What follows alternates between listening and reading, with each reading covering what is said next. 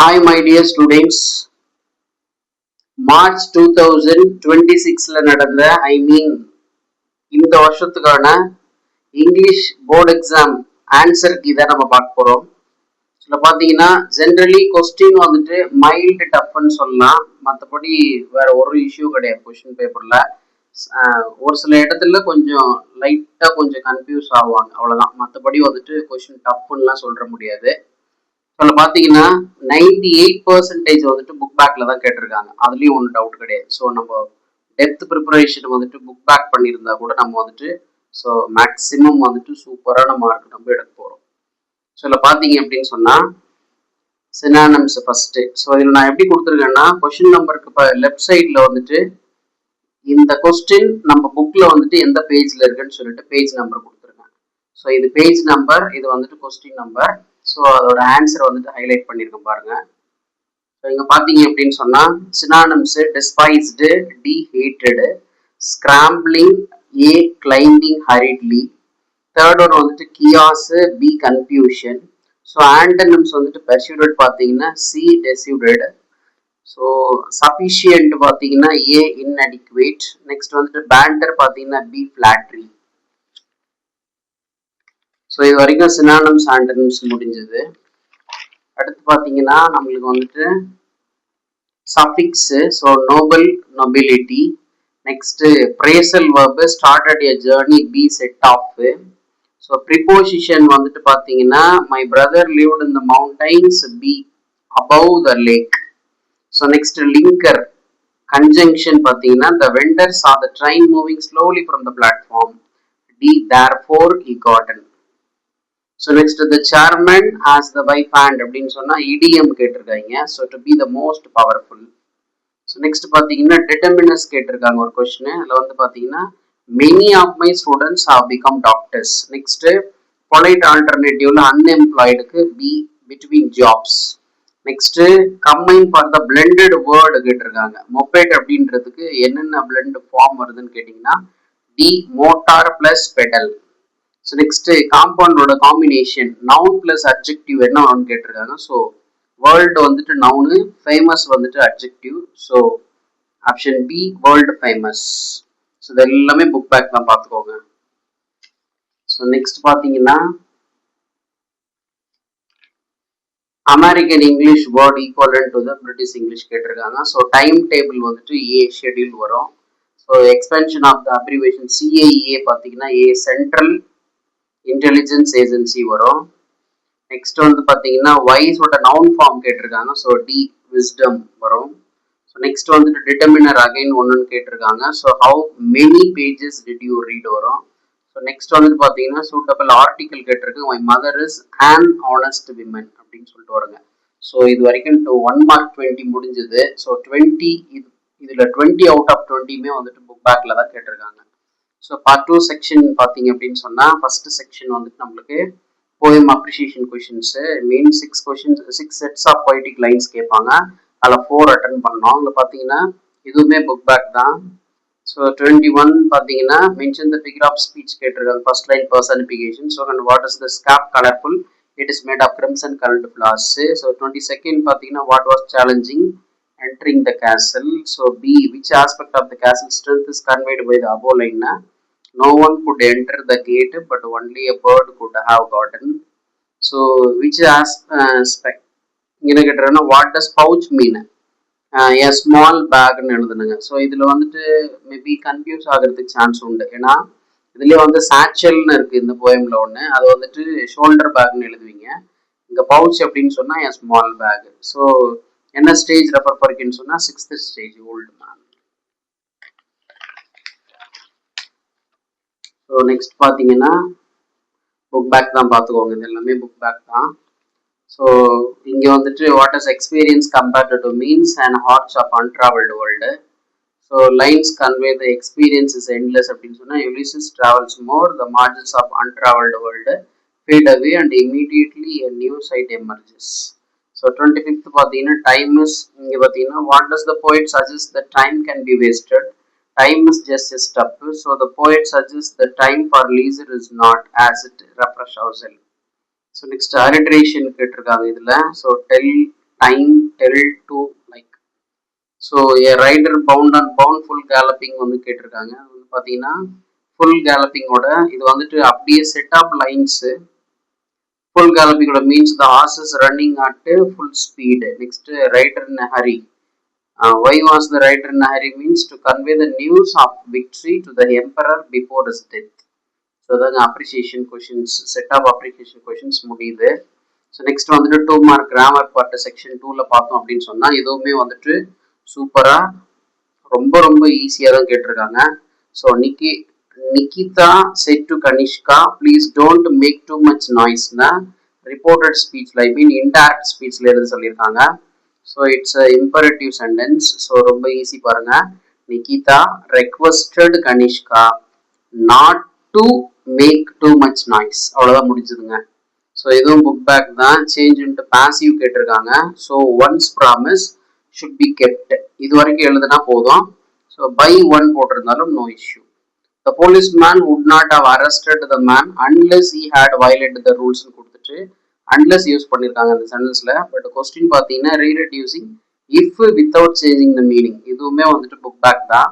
ஒன்றும் பண்ண தேவையில்லை இதில். இந்த police man would not have arrested the man அப்படின்னு சொல்லிட்டு இதை அப்படியே எழுதிட்டு அன்லெஸ் மட்டும் எடுத்துட்டு இப்ப போட்டுட்டு நெக்ஸ்ட் வந்துட்டு இங்க வேர்ப் வந்துட்டு நெகட்டிவ்ல எழுதுனா முடிஞ்சு போச்சு. So if he had not violated the rules. Next பார்த்தீங்கன்னா Parithi is a good actor he is not popular. So complex sentence பார்த்தீங்கன்னா இதை கம்பைன் பண்ணும்போது தோ யூஸ் பண்ணால் போதுங்க. ஸோ இந்த கொஸ்டின் டைரக்டா அப்படியே பரிதின்ற நேம் யூஸ் பண்ணல, பட் இந்த மாடல் யூஸ் பண்ணியிருக்காங்க புக்ல 123ல page number. So though Parithi is a good actor he is not popular எழுதுனா ஆன்சர் ஓகே. நெக்ஸ்ட் பார்த்தீங்கன்னா இஆர்சி பொறுத்த வரைக்கும் so reference and context explanation எழுதணும். இங்கே வந்து பார்த்தீங்கன்னா இதுவும் புக் பேக்கு.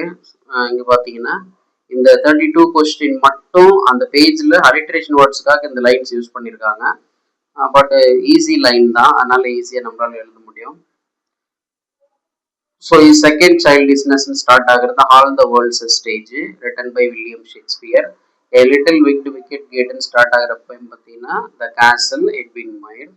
Next வந்துட்டு the Then Hop There Flung in Smiling இது பார்த்தீங்கன்னா Instead of the Incident of the French Camp Robert Browning எழுதியிருக்காரு.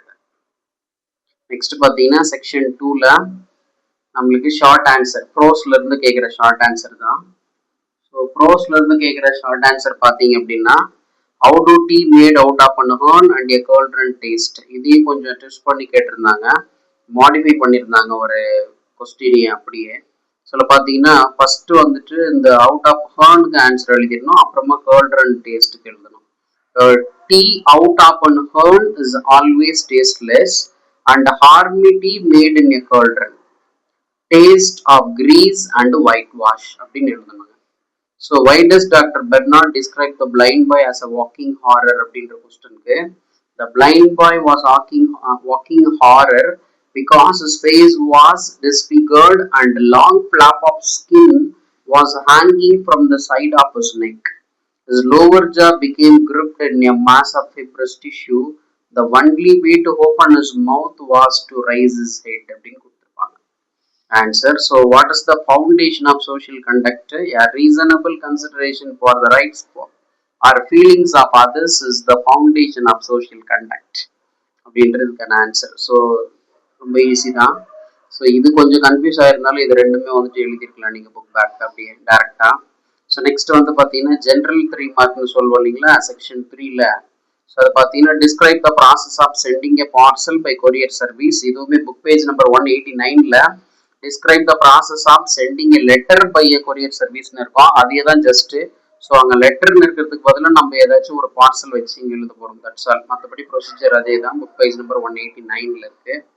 ஸோ நெக்ஸ்ட் பார்த்தீங்கன்னா build dialogue between a father and a son regarding higher studies with a minimum of 3 exchanges. 3 மார்க்குங்கிறதுனால 3 எக்ஸ்சேஞ்சஸ்க்கு மட்டும் answer எழுதுனா போதும். I mean 3 conversation set of conversation வந்தால் போதும். So இதில் பார்த்தீங்கன்னா இந்த மெத்தட்ல நிறைய டைலாக்ஸ் கொடுத்துருக்காங்க. ஸோ இங்கே வந்துட்டு ஃபாதர் அண்ட் சன் 2 பேரும் அவனோட ஹையர் ஸ்டடீஸ், ஸோ அடுத்து என்ன படிக்க போகிறோம், என்ன கோர்ஸ், எப்படி போகலாம், அந்த மாதிரி டிஸ்கஸ் பண்ணுற மாதிரி நம்ம எழுதுனா ஓகே. நெக்ஸ்ட் பார்த்தீங்கன்னா write slogan of each of the following topics பார்த்தீங்கன்னா ஸ்லோகன் எழுத சொல்லியிருக்கேன். ஜஸ்ட் கேட்சி பாயிண்ட்ஸ் 2 வேர்ட்ஸ்ல மினிமம் 2 வேர்ட்ஸோட நம்மளால கேட்சி பாயிண்ட்ஸ் எழுத முடியும். ஸோ ரோட் சேஃப்டிக்கு 183ல இருக்கு, கிளீனினஸ் 50, பேலன்ஸ்டு டயட் வந்துட்டு ஸோ கிட்டத்தட்ட சும்மா டாபிக் மாதிரி டச் பண்ணியிருக்காங்க. ஸோ நம்ம அதை அண்டர்ஸ்டாண்ட் பண்ணியிருந்தா கூட நம்மளால பேலன்ஸ் டயட். ஸோ இது எல்லாமே நம்ம ஜென்ரலான ஸ்லோகன் நம்மளே ஈஸியாக எழுதலாம். அடுத்து 40 ஸ்கிராம்பிள்டு வேர்ட்ஸ் அப்படின்னு பார்க்கும்போது இதை நம்ம வந்துட்டு அவங்க ஸ்லாஷ் கொடுத்துருக்கிறது சப்பிள் பண்ணிட்டு இருப்பாங்க, நம்ம வந்துட்டு அதை ரீஅரேஞ்ச் பண்ணி எழுதணும். ஸோ இதுவுமே வந்துட்டு 219 அண்ட் 218 பேஜஸ்ல இருக்கிற 3 சென்டென்ஸ் தான் எடுத்திருக்காங்க. So we seldom speak to our neighbours, this is not the way to answer, nobody can resolve this issue. இந்த மாதிரி வந்துட்டு 3 சென்டென்சஸ் வந்துட்டு கேட்டிருக்காங்க. ஸோ நெக்ஸ்ட் பார்த்தோம் அப்படின்னு சொன்னா, ஸோ இது வரைக்கும் நம்மளுக்கு 3 மார்க்ல முடிஞ்சு போச்சு. So I mean 1 mark, 2 mark and 3 mark parts over. So next 5 mark மட்டும்தான் இருக்கு. ஸோ 5 மார்க்ல உங்களுக்கே தெரியும், 5 மார்க்ல வந்துட்டு பார்த்தீங்கன்னா எப்பவுமே வந்துட்டு பேராகிராஃப் பொறுத்த வரைக்கும் 2 கேட்பாங்க. அதில் வந்துட்டு ஒன்று வந்துட்டு ஃபர்ஸ்ட் 3 யூனிட்ஸ்லையும், இன்னொன்று வந்துட்டு அடுத்த 3 யூனிட்ஸ்லையும் இருக்கும். அப்போ 1 2 3 4 5 6 அப்படிதான் இருப்பாங்கன்னு சொல்லிட்டு ஆல்ரெடி நம்ம சொல்லியிருந்தோம். அதை கொஞ்சம் நல்லா ப்ரிப்பேர் பண்ணுங்க. ஃபர்ஸ்ட் 3 யூனிட்ஸ் எல்லாம் ப்ரோஸ் போயம் சப்ளிமெண்டரின்னு சொல்லிட்டு அதே பாருங்க. ஸோ 41ல வந்துட்டு ஏ யூனிட் 3ல கேட்டிருக்காங்க, பி வந்துட்டு யூனிட் 4ல கேட்டிருக்காங்க. ஸோ நெக்ஸ்ட் வந்துட்டு 42ல பார்த்தீங்கன்னா ஸோ இந்த ஃபர்ஸ்ட் போயமே கேட்டாங்க அப்படியே. ஸோ 5th போயமும் கேட்டிருக்காங்க. ஸோ 43ல பார்த்தீங்கன்னா first supplementary God sees the truth but வெயிட்ஸை கேட்டிருக்காங்க. ஸோ அடுத்து 4th யூனிட் கேட்டிருக்காங்க. ஸோ இது வந்துட்டு பேராகிராஃபு. ஸோ அடுத்து சம்மரி ஆர் நோட் மேக்ஸ் கேட்டிருக்காங்க, நோட் மேக்கிங் கேட்டிருக்காங்க. ஸோ இதுவும் ஈஸியாக எழுதிருப்பீங்க. நெக்ஸ்ட் வந்துட்டு need for moral education in schools கேட்டிருக்காங்க. 161 பேஜ்ல இருக்கு இது அப்படி ஆன்சரு. ஸோ அடுத்து பார்த்தீங்கன்னா write a letter to your friend who's admitted in hospital for treatment of jaundice. இதுவுமே புக் பேஜ் நம்பர் 18ல இருக்கு. Plus you wish to become a பைலட்னு சொல்லிட்டு ஸ்டார்ட் ஆகுது. ஸோ அந்த டீட்டெயில் வந்துட்டு காலேஜ்ல கேட்குற மாதிரி அதுவுமே பேஜ் நம்பர் 18ல இருக்கு. ஸோ அது 2 கொஸ்டினுமே வந்துட்டு ஒரே பேஜ்ல இருக்கு லெட்டர் ரைட்டிங்கு. ஸோ நெக்ஸ்ட் பார்த்தீங்கன்னா இது எல்லாமே மொத்தமே வந்துட்டு ஒரு பேஜ்ல எடுத்திருக்காங்க பாருங்க, 1 மார்க் ஃபுல்லா. ஸோ 46 பார்த்தீங்கன்னா எரர் ஸ்பாட், நெய்தர் ரம்யா இஸ்ன்னு கொடுத்துருக்காங்க. So Ramya is neither a singer nor a டான்சர்னு வரணும். The sparrow is the most unique பேர்ட்னு வருது. ஸோ இது வந்துட்டு சூப்பர்லேட்டிவ் கிடையாது. So the sparrow is a unique bird அப்படின்னு வரணும். நெக்ஸ்ட் பார்த்தீங்கன்னா this is not your dad's கார்னு இருக்கு. ஸோ திஸ் வரும்போது நம்ம வந்துட்டு இட்டு யூஸ் பண்ணணும் ஆக்சுவலி நம்ம. அதனால இங்க வந்து பார்த்தீங்கன்னா இஸ் திஸ்ன்னே கொடுத்துட்டு இருக்காங்க. ஸோ அதான் ராங், அது இஸ் இட் அப்படின்னு வரணும். ஸோ இங்க வந்துட்டு can you tell me where is the ஜிம்னாசம்னு கேட்டிருக்காங்க. இப்படி வந்துடக்கூடாது. த ஜிம்னாசம் முதல்லையும் அப்புறம் இஸ் வந்திருக்கணும். So can you tell me where is the gymnasium is, சரி can you tell me where the gymnasium is அப்படின்னு வந்திருக்கணும். நெக்ஸ்ட் இன்ஃபர்மேஷனுக்கு வந்துட்டு ஃப்ளூரல் ஃபார்ம் வரக்கூடாது. இங்கே all the information he gave me was false அப்படின்னு வரணும். Next fill in the blanks appropriately. இதோட எய்தர் ஆர் கொஸ்டின்ல 46A ஸ்பாட் தி எரர். 46Bல வந்துட்டு பார்த்தீங்கன்னா நம்மளுக்கு ஃபர்ஸ்ட் கொஸ்டின் வந்துட்டு மாடல் வேர்பை ஃபில் பண்ண சொல்லியிருக்காங்க. ஸோ இதுவுமே புக் பேக்கு ஷுட் கொடுத்துருக்காங்க புக்ல அப்படியே.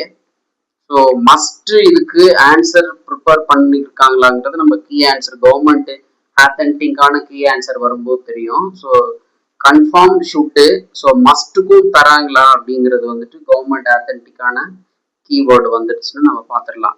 ஸோ நெக்ஸ்ட் பார்த்தீங்கன்னா எவ்ரி ஒன் வாஸ் ஸ்லீப்பிங் தான் வரணும் அதுக்கு வெர்ப் ஃபார்மு. இதுவும் புக் பேக்கு. நெக்ஸ்ட் இதுவும் புக் பேக் தான், has I got off early. Next the rich man's hair, அப்புறம் ஹேர். ஸோ இதுவுமே வந்துட்டு புக் பேக் தான். ஸோ நெக்ஸ்ட் வந்துட்டு பார்த்தீங்கன்னா 47th question construct readable story using following outlines இதுவுமே சொல்லியிருந்தோம்.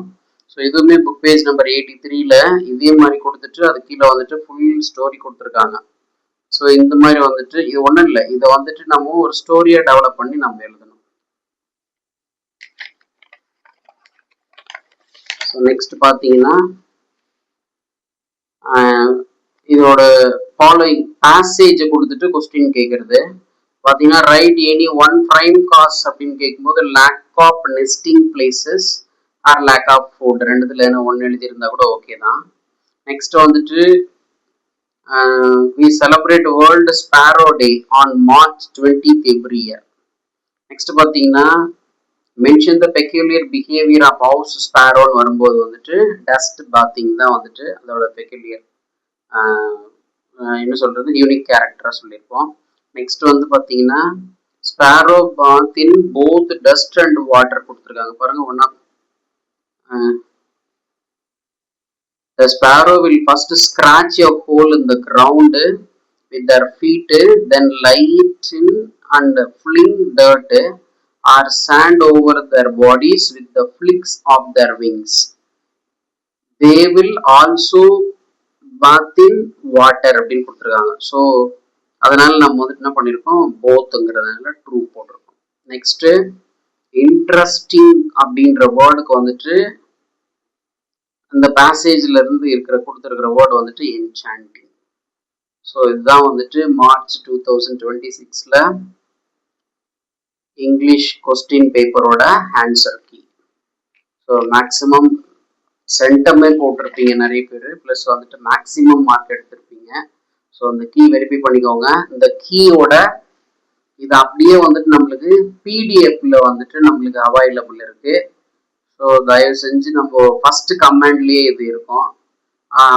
இன்ஸ்டால இருந்தா நம்மளுக்கு வந்துட்டு பயோல நம்ம யூடியூப் வீடியோ இருக்கும்ல, அதுல போயிட்டு நீங்க அந்த ஃபர்ஸ்ட் கமெண்ட்ல போயிட்டு எடுத்துக்கோங்க.